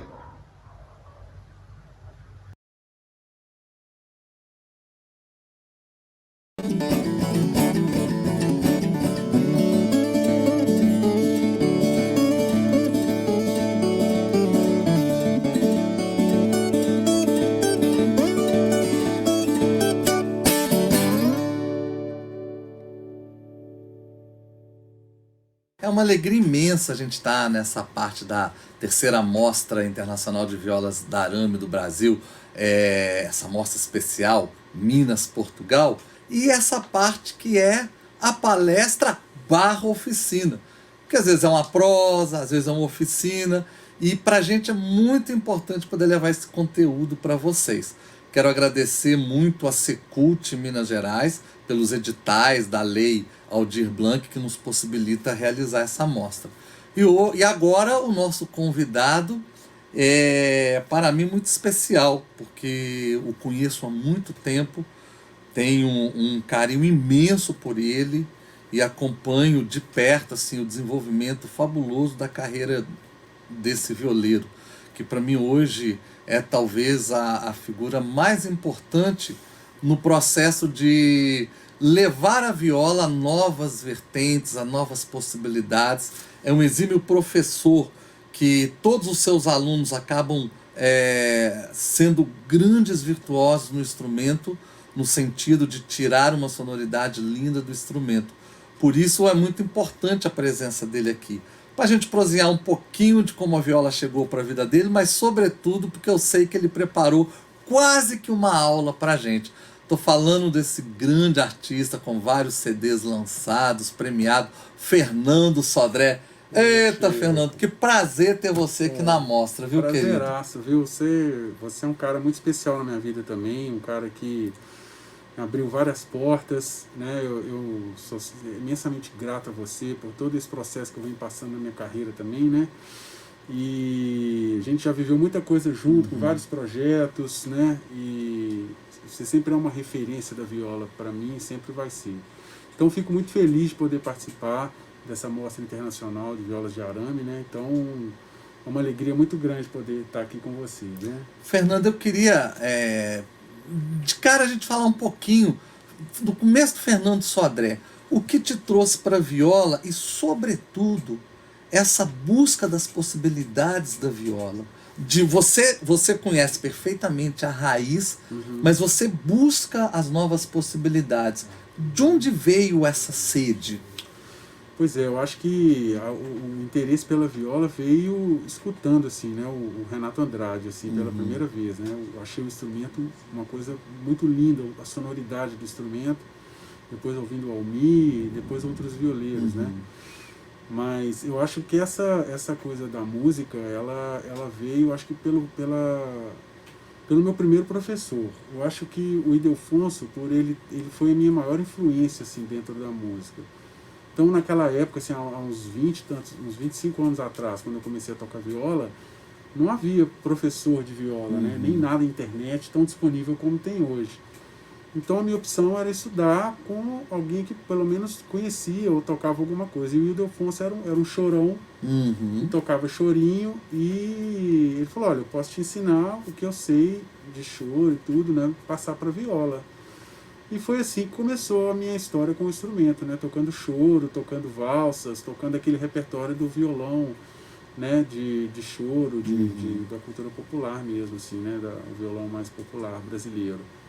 Então acho que foi esse, e essas músicas elas internalizaram muito em mim, que até hoje eu tenho lembranças delas. Nunca mais esqueci as músicas que quando eu comecei a tocar, né? Então isso foi muito forte para mim. Então me abriu a cabeça no instrumento, assim. Depois é que eu vim pesquisar mesmo o universo da música, do instrumento, né, da viola brasileira, assim, né, da música caipira, vamos dizer assim. Então acho que isso foi um caminho muito importante para mim, para poder desenvolver essa linguagem, porque o choro é um gênero muito complicado de tocar na viola, pelo fato da afinação, pelo fato do instrumento ser um pouco limitado em termos de tonalidades e tudo. Então existe muito esforço para tocar uma peça de choro no instrumento, né? Muita mão esquerda, a mão esquerda tem que estar então muita corda presa, então assim, enquanto vai na contramão do instrumento. O instrumento foi feito praticamente para se tocar cordas soltas, a sonoridade do instrumento, né? Aquela coisa de cordas soltas.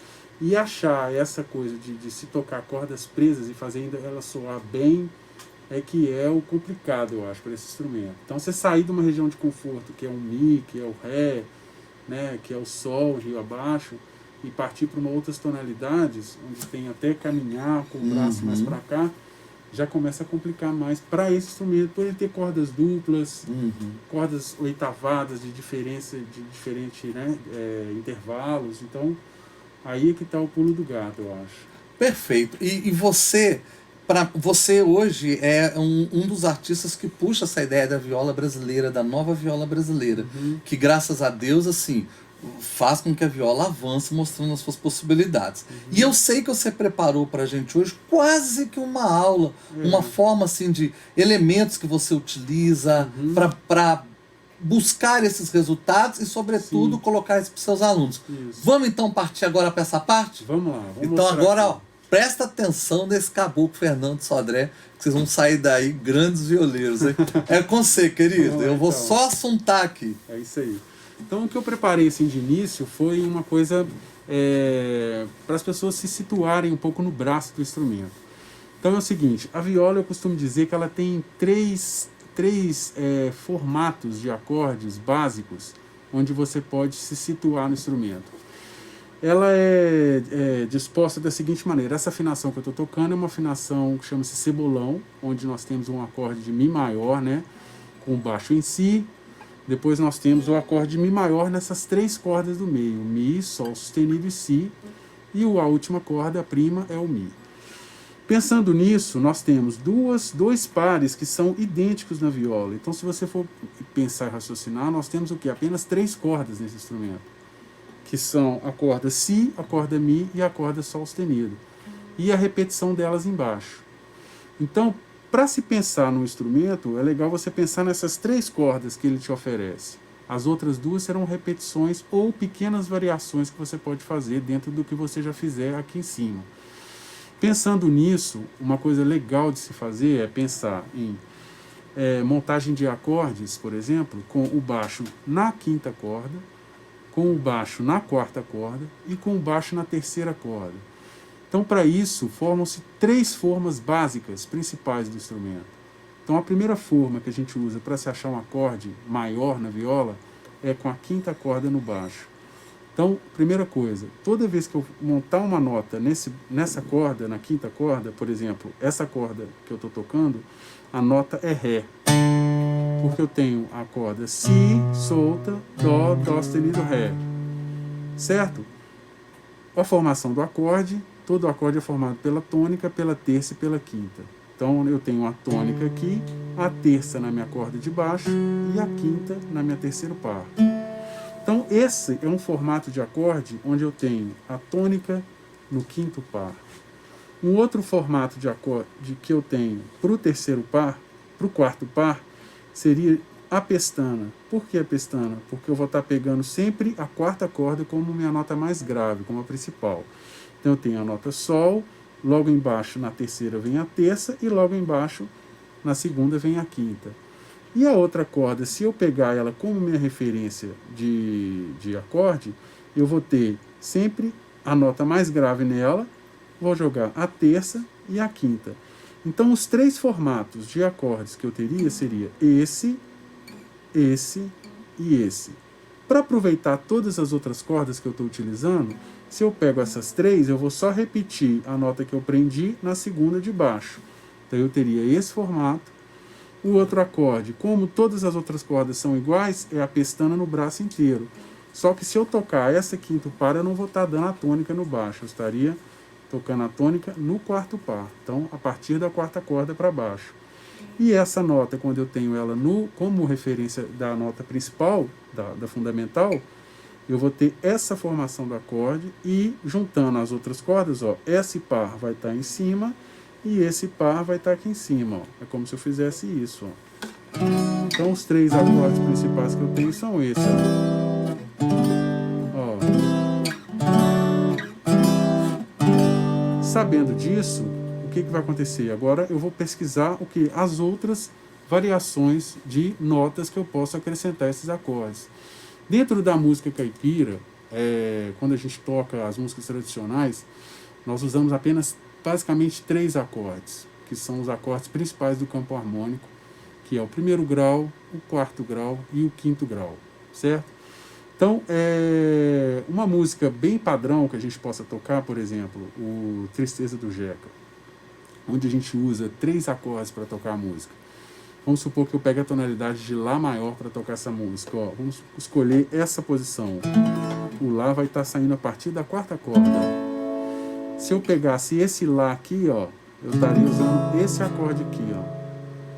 E se eu pegasse esse Lá aqui, ó, eu estaria usando esse acorde. Então eu estou usando as 3 formas para fazer o Lá maior. Então, para eu saber quais são os outros acordes que eu vou utilizar, basta eu pensar no 4º grau e no 5º grau. Quem que é o 4º grau de Lá? Lá, Si, Dó, Ré. Mesma coisa, ó. Tem um Ré aqui, eu tenho um Ré aqui, ó, nessa nota, e tenho um Ré aqui, ó. As 3 formas que eu posso utilizar no Ré. E outro acorde, que é o próximo acorde do campo harmônico de Lá, que é o 5º grau, que é o Mi, que é um acorde que a gente chama de dominante, que é o acorde mais importante que existe dentro do campo harmônico. Então o Mi, ele também vai estar nas 3 posições, né? O Mi com a quinta no baixo, o Mi aqui, ó. E eu poderia fazer esse Mi aqui, ó. Ou o Mi solto, que é a mesma coisa aqui, a partir da 4ª corda. Esse Mi é um acorde que a gente chama de dominante, porque ele funciona como uma preparação. Ele sempre vai ser acompanhado da 7ª menor. Então é um acorde que, além de ter 3 sons, ele teria que ter 4 sons para o acréscimo da 7ª menor. Então ficaria um Mi com 7ª. Qual que é a 7ª do Mi? É o Ré. Mi, Fá, Sol, Lá, Si, Dó, Ré. Então o Ré eu posso fazer, ó, Mi, Sol, Si, Ré. Se esse acorde tivesse aqui, ó, Mi, Sol, Si, Ré. E esse acorde aqui, ó, Mi, Sol, Si, Ré, ó. Os 3 acordes do Mi com 7ª, ó. Como se eu tivesse uma pestana aqui fora do braço, né? Essa pestaninha branca aqui. Sabendo disso, quando eu for tocar minha música, eu, além de tocar somente nos 3 acordes, ó, ficar parado no instrumento somente numa região, eu posso começar a brincar, ó.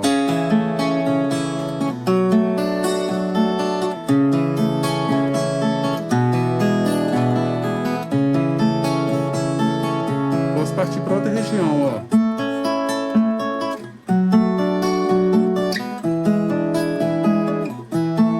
Usando sempre os 3 acordes, ó. O Lá de novo, ó. O Mi com 7ª e o Lá. Agora que vem o lance de a gente acrescentar coisas para mudar um pouco a sonoridade da música. Então vamos supor, Chico, essa música eu tô lá, ó.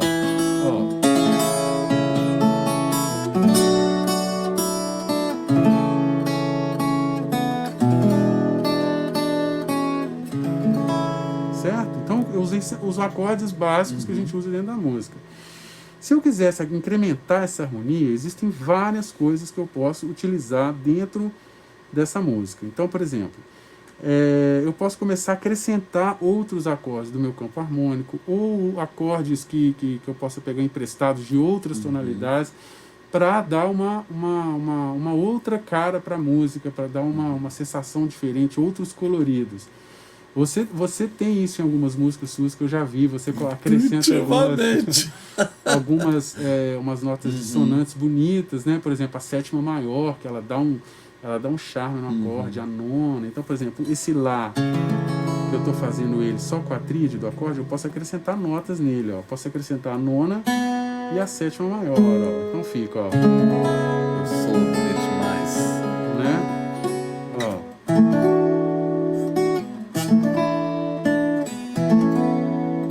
Tá vendo? A música já tomou uma outra cara, né? Ó. Esses versos tão singelos. Aí vem. Minha bela, meu amor.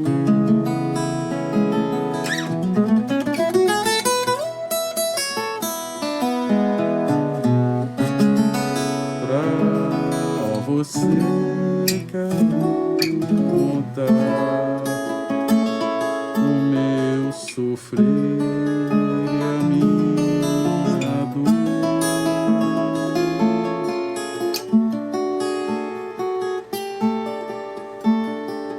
Tá vendo? E Então, é impressionante, Sodré, porque todas essas harmonias na viola cabem maravilhosas. Soam muito bonito. muito bonito. É Eu também impressionante. Eu acho, fica muito bonito. E é uma coisa também, Chico, eu acho que é característica da música mineira, né? Eu bebi muito nessa fonte também, depois de um tempo de ter me relacionado com o choro, que é uma harmonia mais quadrada também, né? Assim, quadrada que eu digo no sentido assim, uma harmonia mais, já está convencionada ali, ela é uma harmonia já pronta. O choro, ela tem uma característica própria dela. E a música mineira não, a música mineira é uma música muito livre. Então, assim, vários compositores então brincam muito com isso. Então, eu acho que isso é uma das grandes referências do mundo, eu acho que é essa lance da harmonia mineira. Ela é muito forte, ela é muito presente. Então, é uma coisa do povo mineiro, assim, eu acho. Que o teu encontro com o Toninho Horta foi fantástico, mano, né? Porque você juntar a viola com também aquela linguagem harmônica do Toninho Horta foi uma coisa de realmente valorizar esse instrumento. Agora eu vou te provocar uma outra coisa, Sodré. Não sei nem se você preparou. Mas uma das dificuldades que se tem é a rapidez com qualidade. Sim, sim. Né? Você ter uma certa rapidez na execução dos solos, etc. Sim. A gente vê a viola muito ligada no pagode, mas quando você precisa tocar um choro, tocar outras estruturas, outros elementos, você precisa de ter essa... O que você poderia, para a pessoa que está lá em casa, por exemplo, exercício básico, que ela começasse a ter essa agilidade nas mãos? Sim. Então, um exercício que eu acho muito legal de praticar na viola é o seguinte. Em cima desse acorde padrão aqui, daqueles que eu passei, né? Você vai desmembrá-lo e vai tocar nota por nota desse acorde, né? Fazendo um arpejo. O que é o arpejo? É você tocar nota por nota do acorde. Então, começando da primeira corda com o dedo 1, depois vem a segunda corda com o dedo 3 na terceira casa, dedo 2 na terceira, volta lá em cima com o dedo 1 e dedo 3. Já desmembrei meu acorde, ó. Então, esse vai e vem é muito legal você fazer sempre respeitando também a mão direita. Anular com o dedo 1, médio na segunda corda, indicador na terceira, polegar na quarta, polegar na quinta e volta, ó.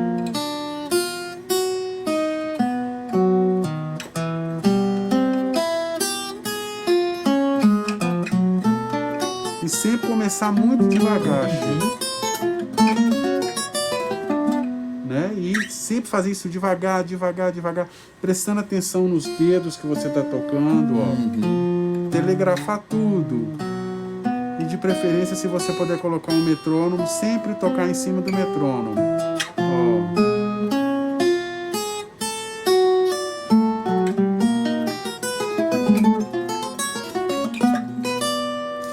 Sodré é fantástico. Com você, bicho, eu tinha que fazer 300 mil horas de aula.